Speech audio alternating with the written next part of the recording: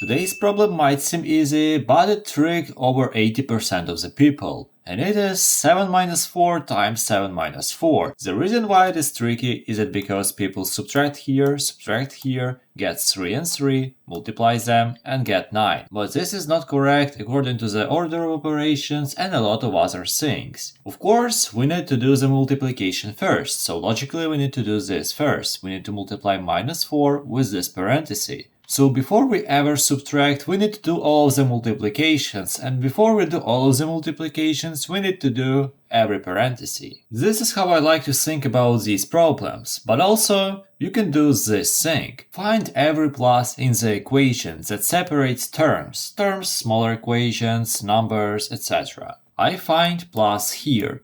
Even though it is not written, it is there. The reason why is because we add a negative term. Look, this is a minus and it looks like it is a subtraction, but in reality it is just minus 4 and not 4. So if the plus is here, we do this as a first term, this as a second term. Wait, if you like the explanation so far, please consider subscribing. Thank you. So now we need to calculate each of them. The first will give us 7. It's simple because we just have a 7 here. And the second one, we have minus 4 times this parenthesis. Of course, we cannot multiply minus 4 with this parenthesis before we know the value in this parenthesis. So we first need to calculate it, then multiply, and then add. So 7 minus 4 gives us 3. Simple. And then minus 4 times 3 gives us minus 12.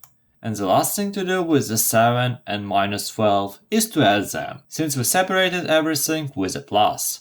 7 plus minus 12 gives us minus 5, and minus 5 is a final solution. If you want to test your skills even further, watch this video next and solve this one as well. It might be a little bit trickier than this one. Have a nice day!